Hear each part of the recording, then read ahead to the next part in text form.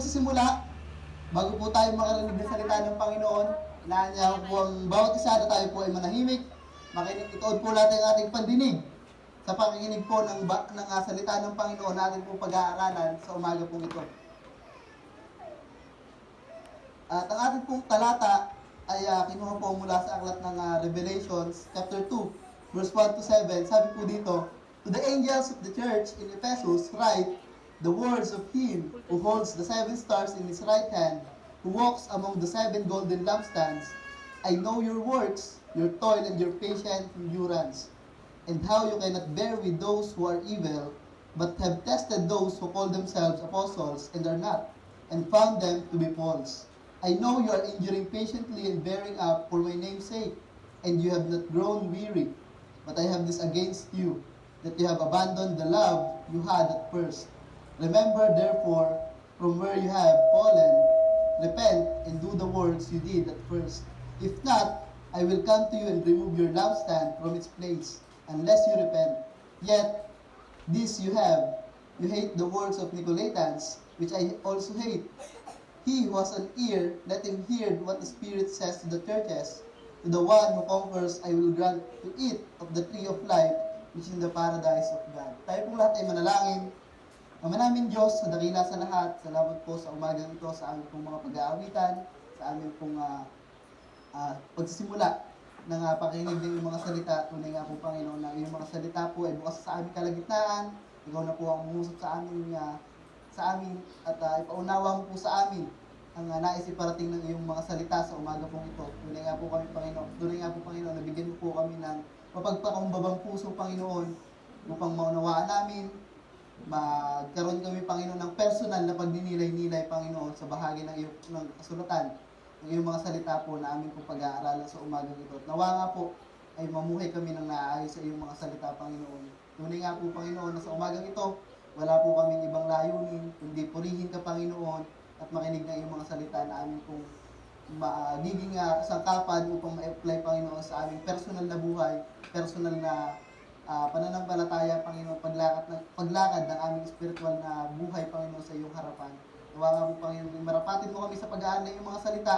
Bigyan mo na po ng makalangit na karunungan ng iyong likod na gagamitin, sapagkat pinikilala ko po, Panginoon, ng aking sarili ay hindi karapat-dapat sa ganitong gawain, Panginoon. Pero alam ko po, Panginoon, na ikaw po ang kikilos, ikaw po ang bibigyan ng salita sa aking mga labi, Panginoon, at ikaw po ang mamumuna sa amin sa pag-aaral ng mga salita.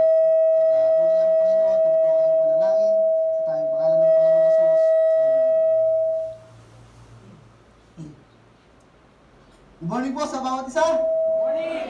Ayun, nandiyan pa po pala lahat. So, salamat sa Panginoon. Tayo po ay natapos sa ating part 1, part 2, at part 3 ng ating pong team na revival na ngayon pong buwan ng February. Naunawaan po natin sa part 1 ng ating pong team na revival ang ating pag-ibig sa Panginoon. Kung siya nga ba ay ating tunay na minamahal. At tunay nga, nalaman natin doon, after natin ma-realize yung katotohanan ng pag-ibig na dapat natin ibigay sa Panginoon ay hindi pa pala natin nagagawang mahalin ang Panginoon ng lubusan. Kaya salamat sa Panginoon sa kanyang mga salita, although yun ay matalas, pero salamat sapagkat yun ay nagtuturo sa atin kung paano dapat nating mahalin ang Panginoon. At sa part 2 naman po ng ating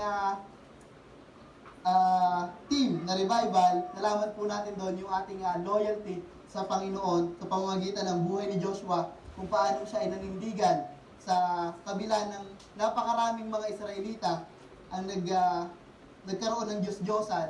Sinabi doon ni Joshua na, "But as for me and my house, we will serve the Lord." Nandun yung kanyang loyalty sa Panginoon sa kabila ng wala mang sumama sa kanya, ay siya ay mananatiling tapat sa Panginoon. At sa bahagi po ng part 3, natin pong narinig last week, ay natutunan natin yung patungkol sa buhay ni Apostol Pedro, sa kanyang personality at sa kanyang ginawa sa harap ng Panginoon. Pero nalaman natin doon na tayo pala ay mas interesado pala ang Panginoon sa buhay natin sa kasalukuyan, hindi sa ating mga pagkakamali, sapagkat nalaman natin doon nakaraang linggo na ang Panginoong Hesus hindi niya ibinaoy kay Peter yung kanyang mga ginawang pagkakamali sa harap ng Panginoon, kundi tinanong niya si Pedro, "Do you love me more than this?" Sapagkat gusto ng Panginoon na i-restore si Peter sa pamamagitan ng pagmamahal ng Panginoon. At salamat sa Panginoon, natutunan natin yung part 1, part 2, at part 3. At sa ating pong bahagi ng part 4 ay pag-aaralan po natin yung Revelations chapter 2, verse 1 to 7, ang pinamagatan pong Going Back to Our First Love. So ang ating pong talata ay kinuha mula sa aklat ng Revelations, na ito po ay sinulat ni John. Hindi po ni John the Baptist, kundi ni John the Beloved, one of the apostles of the Lord Jesus Christ.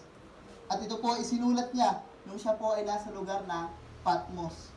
Sapagkat dun po sa lugar na iyon, inireveal ng Panginoon yung mga mangyayari sa hinaharap sa pamamagitan po ng Book of Revelations. At sa ating pong pag-aaral sa ika-4 na bahagi ng team na revival, pinamagatan po ang mensahe natin sa umagang ito na Going Back to Our First Love.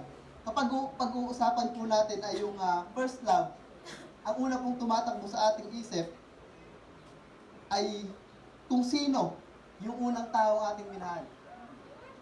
Maaaring ito'y boyfriend, girlfriend, o yung inyong mga naging crush. Pero ang pag-uusapan po natin ay hindi patungkol sa kung kanino man, kundi patungkol sa kung paanong una kang umibig sa Panginoon.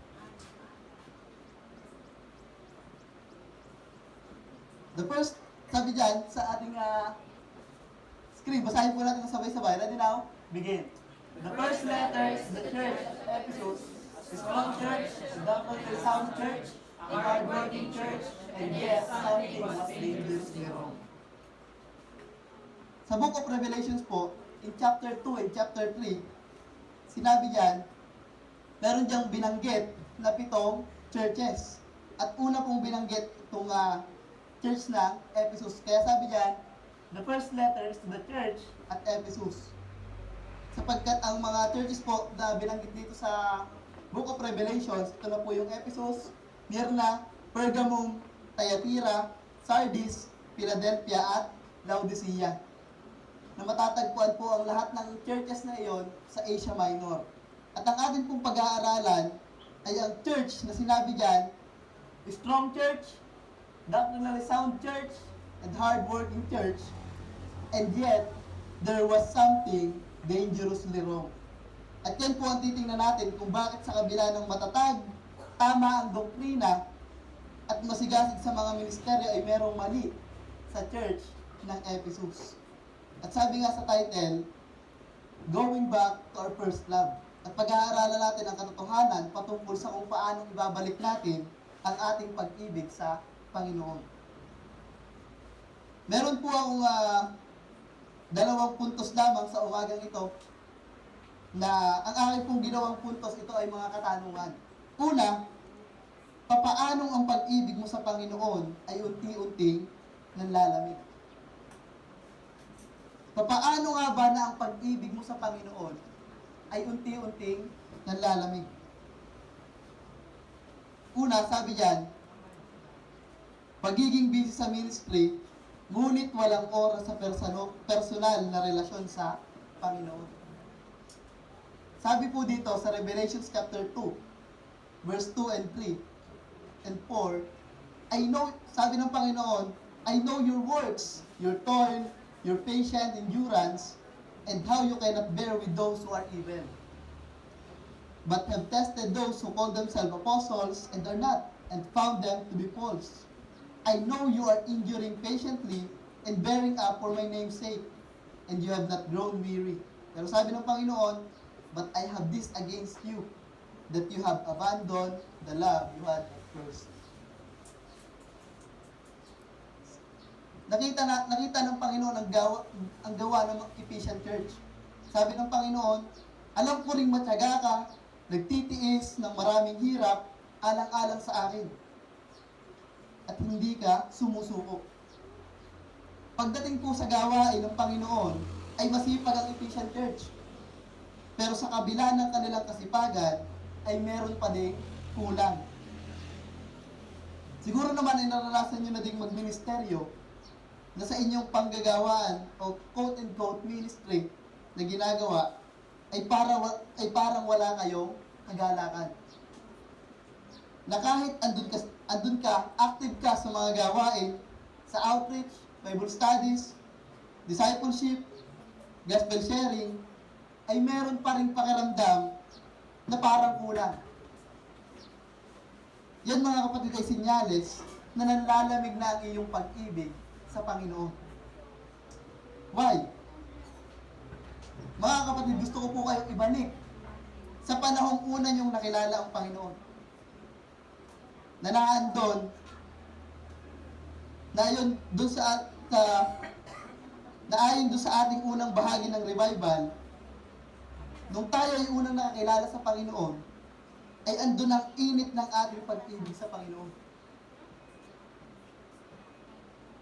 Na dahil sa iyong pag-ibig sa Panginoon ay labis-labis ang iyong kagalakan, ang ating loyalty ay nasa Panginoon.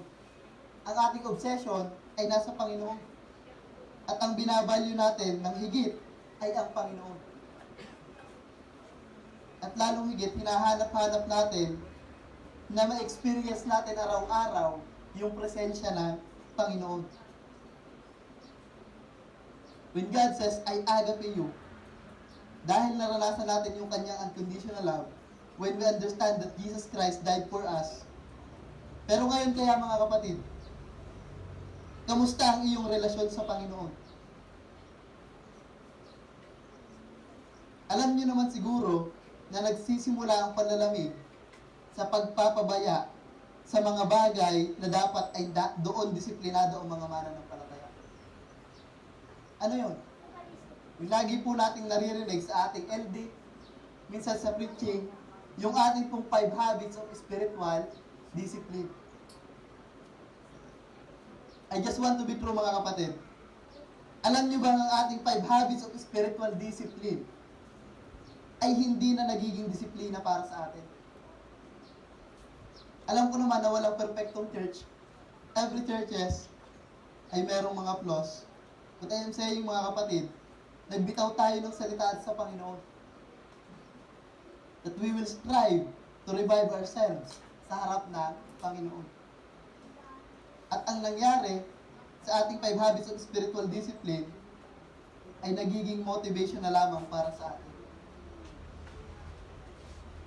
Tuwing LD, nagsasabi tayo, gusto kong humabol sa ating Bible reading, ayusin ang ating personal ang ating prayer, personal worship, church fellowship, ministry, giving.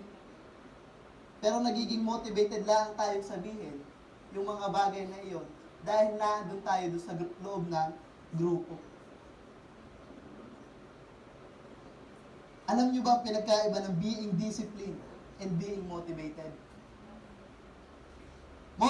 Motivated individuals rely on feelings of enthusiasm and desire to initiate action, which can be inconsistent and fleeting.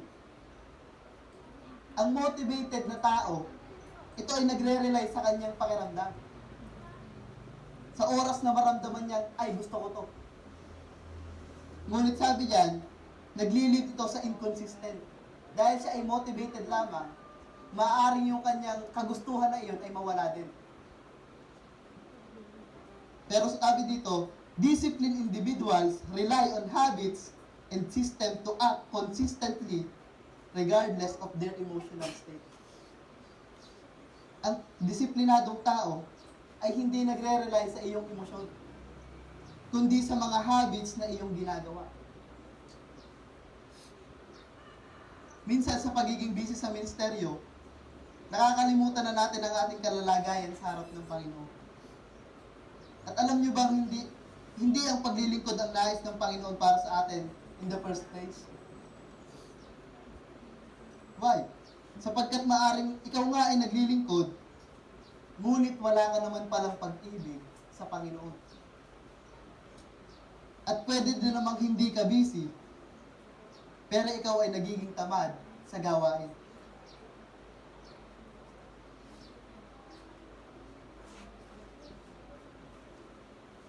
Una, Sabi yan, paano ang pag-ibig mo sa Panginoon ay unti-unting lalamig?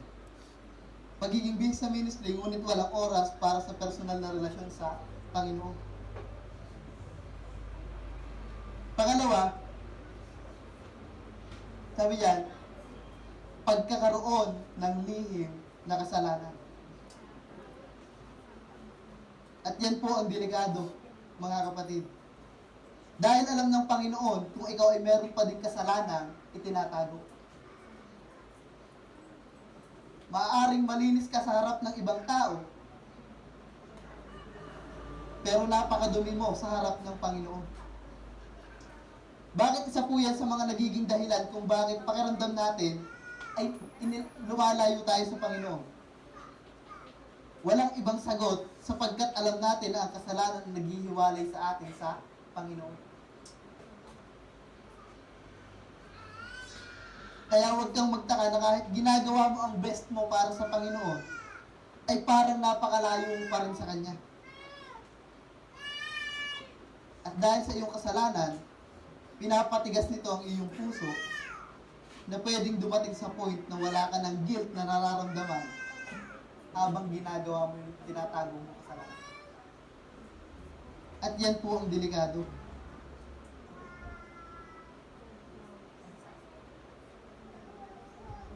Dahil ang lihim na kasalanan, ito po ay parang kalawang. Alam niyo yun, yung dahil sa maliit na pinagmulan na hindi mo inalis, ito ay kumakalat. Kagaya din iyon ng hidden sins, mga kapatid. Dahil sa iniisip mong maliit na kasalanan hindi mo inalis sa iyong buhay, maaaring yun ay lumala at sumira ng iyong relasyon sa Panginoon.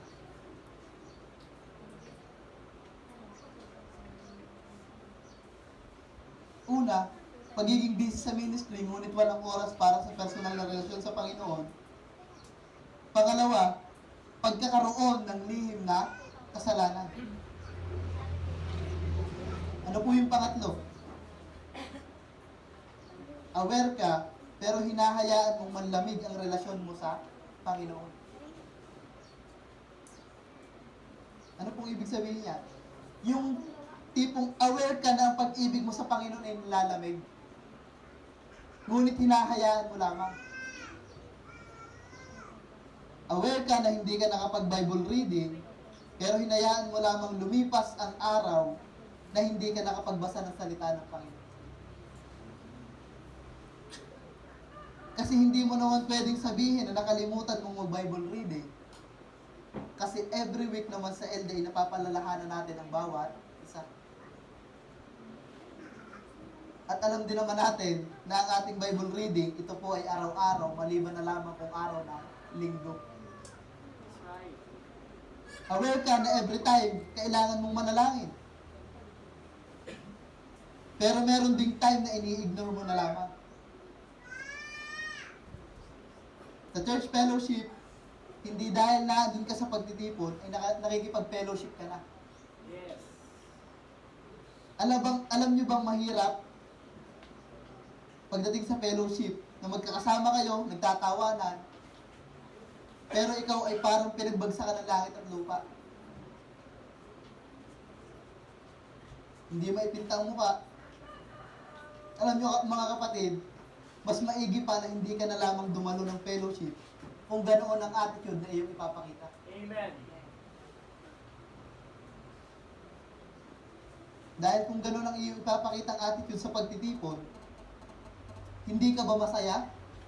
Nakasama mo ang mga kapwang mananampalataya.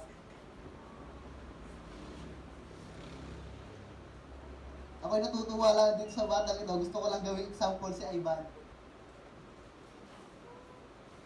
Nung una-una naming LD sa Victoria, tuwing LD namin, talagang hindi, minsan ay meron daw siyang ginagaya dito sa church, hindi ko alam kung sino, na dadating sa LD namin, nakagaya ng mukha. Hindi maipinta. No, kasama kaya yata Brother Tanda, nung gayo pangit yung ni Ivan, na pagayong gayo. Pero salamat sa Panginoon, na pagkatapos siyang makausap, makausap, ay yun nga, lagi siyang pakunwari lagi na ang itsura niya ay gayon kapag may LD. Kahit nung una-una na siya ay dumadalo ng church tuwing linggo. Pero sabihan ko po yan noon na hindi maganda ang ganong attitude sa klase ng ganoong pagtitipon. Kaya salamat sa Panginoon tuwing LD at sa umaga, kapag makikita nyo agad yan, yan sa bungad, bungis-ngis na agad.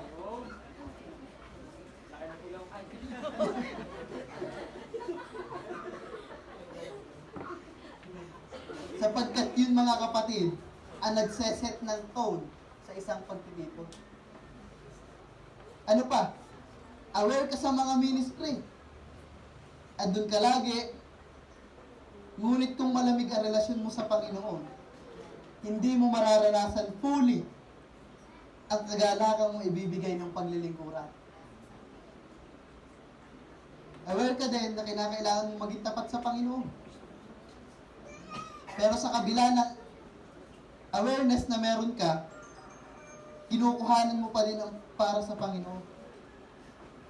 Kulang ang dapat binibigay mo para sa Panginoon, kaya huwag kang magtaka kung pagkukulangin ka din ng Panginoon.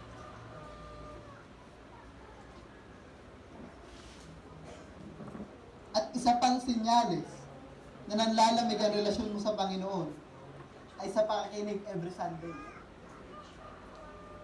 Aware ka na dahil masakit ang salita ng Panginoon, ay nag-iisip ka na kung sino yung taong tinutukoy ng pastor.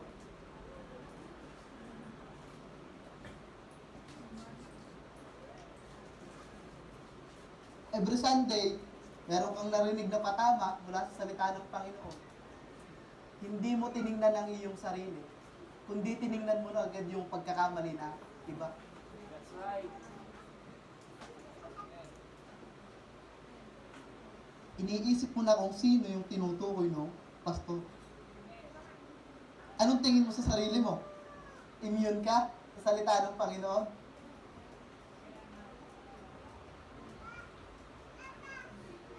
Hindi mo naiisip na yung pagkukulang mo sa Panginoon, kaya ang iniisip mo agad ay kung sino yung tinutukoy ng pastor. Mga kapatid, i-reflect muna natin sa ating mga sarili bago tayo tumingin sa iba. Amen. Dahil kung ganoon ang iyong ginagawa, mas aware ka pa sa relasyon ng iba kaysa sa personal mong relasyon sa Panginoon.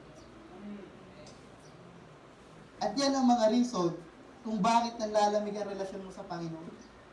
Una, maaaring nagiging busy ka sa ministry, ngunit wala kang oras sa personal mong relasyon sa Panginoon. Pangalawa, ay meron ka pang tinatagong kasalanan. Pangatlo, aware ka na nanlalamig ang iyong relasyon sa Panginoon, pero hinahayaan mo lang.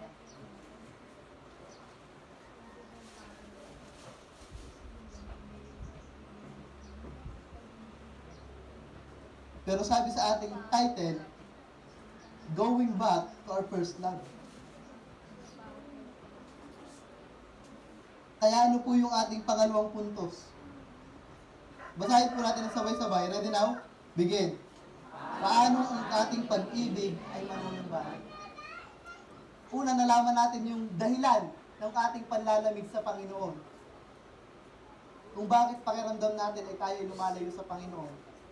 Ngayon ay ang tanong, kung paano ang ating pag-ibig ay manunumbalik. Sabi ng Revelation chapter 2 verse 5, Remember therefore from where you have fallen.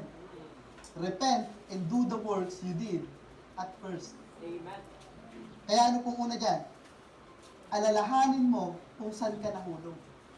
Yes.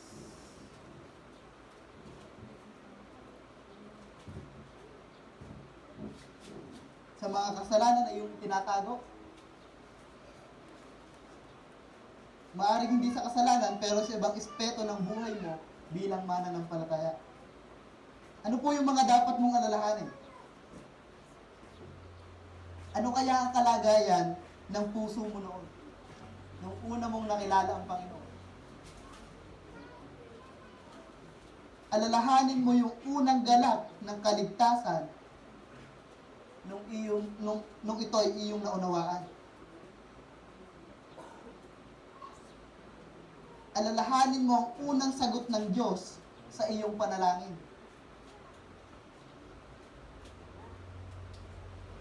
At alalahanin mo din ang mga panahong malinaw mong naranasan ang presensya ng Panginoon. Amen.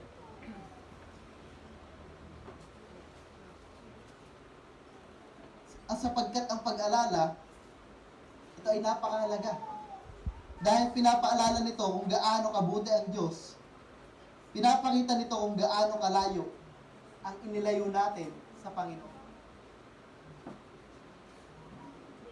Kasi minsan hindi natin namamalayan na malayo na pala tayo. Ang sarap lang alalahanin nung una nating natamasa ang kaligtasan kung saan mainit na mainit pa ang ating pag-ibig sa Panginoon. Yes. Kung paano nakakalimutan natin ang mga problema, mga alalahanin, sapagkat napaka saya ng ating pakiramdam nung una nating naunawaan ng kaligtasan. Sapagkat naandun yung genuine love na meron tayo sa Panginoon. Pero nakakalungkot lang isipin kung gaano ng lamig yung dating mainit na pag-ibig natin sa Panginoon.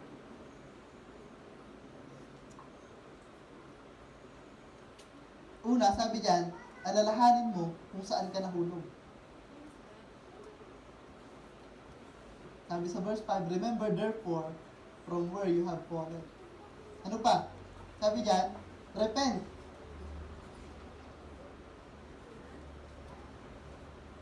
Hindi sapat ang pag-alala, kailangan ang pagsisisi. Sapagkat malibang pagsisihan mo ang mga ginawa mong pagkukulang at pagkakamali sa Panginoon, patuloy na manlalamig ang iyong relasyon sa Panginoon.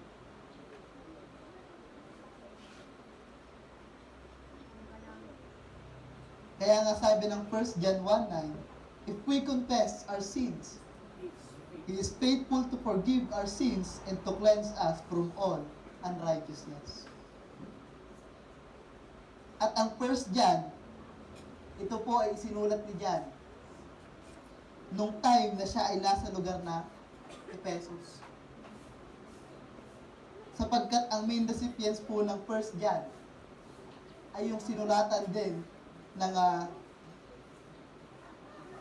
chapter 2, verse 1 to 7 ng Revelation. Ang church po na Ephesus. At para magawa nating mag-repent, alam natin na kailangan nating magpakumbaba, kailangan na meron tayong mapagpakumbabang puso. Hindi yung nagkasala ka na sa Panginoon, feeling mo ikaw pa ang tama. At isa pang paalala din ni John sa Ephesian Church ay yung 1 John 4:19. Ano sabi po doon? We love because He first loved us. Imagine kung bakit tayo nagmamahal. Ay dahil ang Panginoon ang unang nagmahal sa atin. Pero sa kabila ng araw-araw ng pagmamahal ng Panginoon sa atin, ay araw-araw din tayong nakakalimot na mahal natin ang Panginoon. Isa sa magandang panalangin sa Psalm ay yung pagre-repent ni David. After niya makagawa ng malaking pagkakasala sa harap ng Panginoon, sabi niya in chapter 51, verse 10 and 12, create in me a clean heart, O God, and renew a right spirit within me. Cast me not away from your presence, and take not your Holy Spirit from me. Sabi sa verse 12, restore to me the joy of your salvation, and uphold me with a willing spirit. Sobrang sarap alalahanin yung pakiramdam nung time na ikaw ay naligtas, ay kakaibang kagalakan ng iyong naramdaman. Pero dahil sa kasalanan at pagkukulang sa Panginoon, unti-unting nagpe-fade yung kagalakan na iyon sa ating buhay. Pero nawa nga, ay patuloy tayong lumapit sa Panginoon sa kabila ng ating pagkukulang at pagkakasala. Sabi nga po sa ating last na message, ang Panginoon ay hindi na interesado sa ating past na buhay. Siya ay interesado na sa ating kasalukuyang buhay. At sabi pa doon, ang Panginoon ay paulit-ulit niya tayong minamahal sa kabila ng paulit-ulit din tayo nagkakasala. Kaya't huwag na nating balikan pa yung mga kapalpakang iyon at atin na ito pagsisihan. Una, alalahanin mo kung saan ka nahulog. Pangalawa, hindi sapat ang pag-aalala, kailangan ng pagsisisi. At pangatlo, sabi sa verse 5, remember therefore from where you have fallen, repent, and do the works you did at first. Ano yung pangatlo? Gawin mo ang una mong ginawa.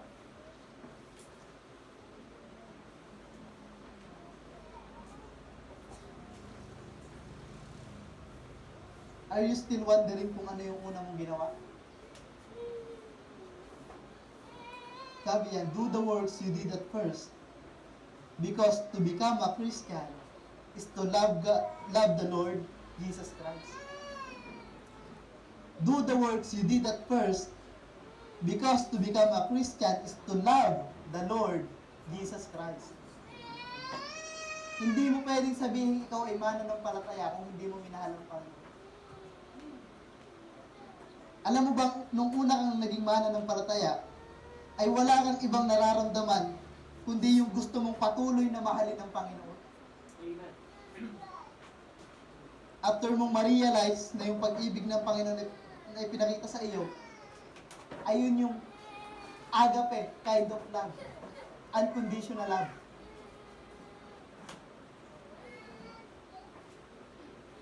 At hindi mo din pwedeng sabihin na ikaw ay naging mananampalataya na hindi mo minahal ang Panginoon. Sapagkat yun ang una mong ginawa nung ikaw ay naging mananampalataya.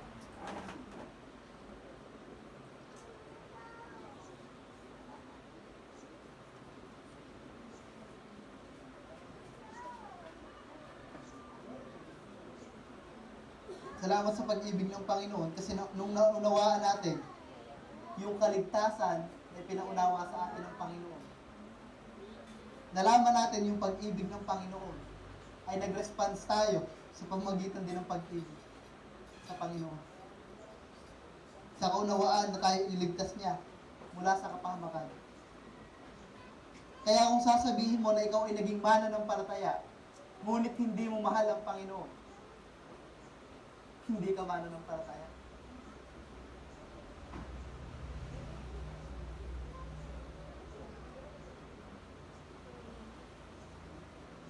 Napakasarap alalahanin yung pakiramdam na nung una mong nalaman ang patungkol sa kaligtasan. Pero mga kapatid, ang sabi diyan ay hindi lamang natin alalahanin yung pakiramdam na iyon, kundi ating balikan at gawin. Gawin yung ating unang ginawa nung tayo ay nakakilala sa Panginoon. Ano po yun? Yung araw-araw kang naglolong na mahalin pa ng mahalin ng Panginoon. Alam kong nung tayo ay nakakilala sa Panginoon, gustong-gusto nating mas mapalapit pa ang ating relasyon sa Panginoon. Na basta para sa Panginoon, gagawin ko to. Ngunit ang paalala sa ating mga kapatid, bago tayo gumawa ng mga gawain para sa Panginoon, ay gawin muna natin yung ating unang ginawa nung tayo naging mananampalataya. To love the Lord our God more and more. Kaya sabi nga sa ating title, going back to our first love.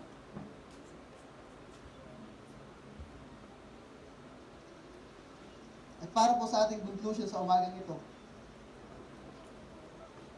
Basahin po natin sabay-sabay. Ready now? Begin. You can be right in doctrine and busy in service, and still be wrong if you have lost your love for Christ. Kagaya ng Ephesian Church, sinabi dito sa chapter 2 ng Revelation, maaring tayong maging masipag, masigasig sa paglilingkuran, pero pwede pa rin tayong magkamali kung wala tayong pag-ibig sa Panginoon.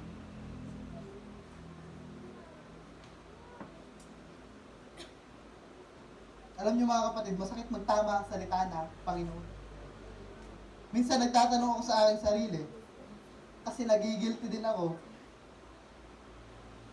Nakakagilty na lang na gumagawa ka ng ministry habang nakakalimutan mo na ang Panginoon. Na natatanong ko ang aking sarili, kanino ba talaga ako nagsiserve? Ginagawa ko na lang ba ito kasi aking nakasanayan? Ginagawa ko na lang ba ang mga gawain ito kasi yun naman talaga ang dapat mong gawin? Sobrang sakit lang na nasayang yung oras na dapat ay meron kang kagalakan habang ginagawa mo yung mga ministeryo na dapat mo gawin ng may pag-ibig.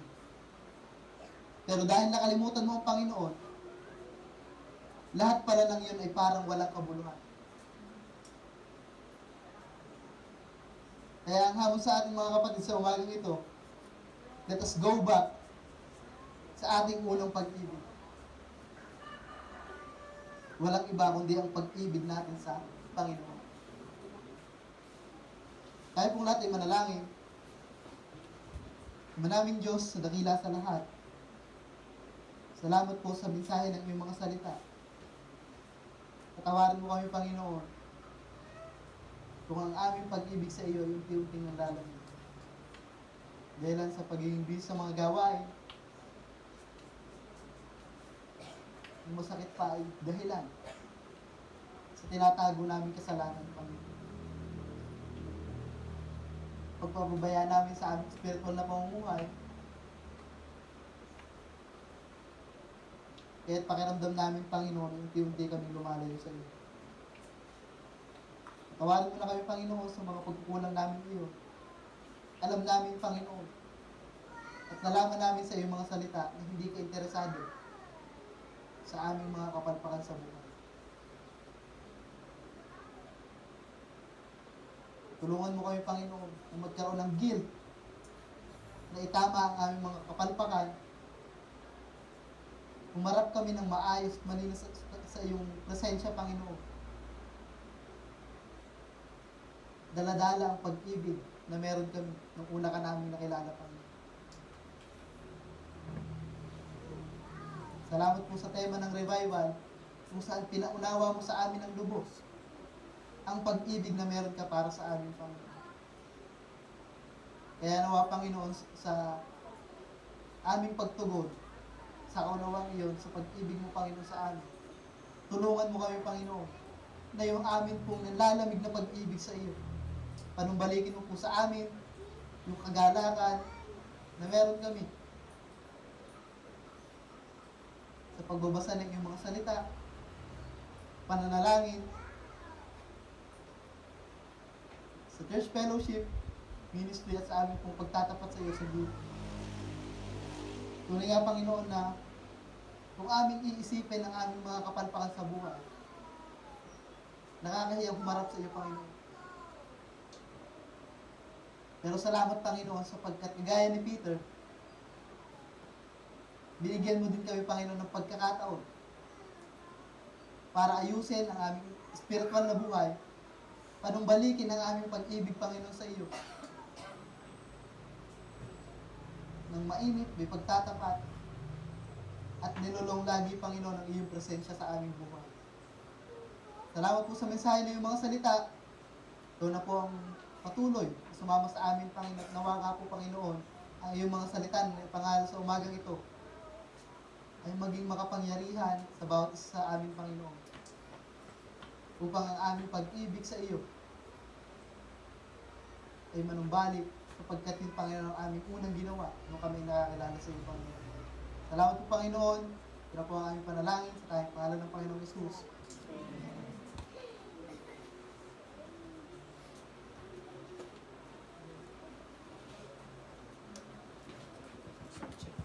Testing. Good morning po sa bawat isa. Na-bless po ba tayo sa salita ng Panginoon? Amen? Masakit lang, pero blessed. Masakit lang, pero pinagpala po tayo ng Panginoon.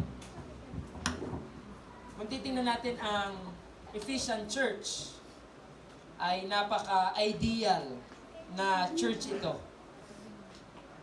Masipag, nagtitiis, hindi nagko-compromise sa masama, discerning sa false teaching, masipag sa paglilingkuran, at ang sabi doon, not grown weary. Pero ano yung naging problema ng Ephesian Church? Nakalimutan nila yung kanilang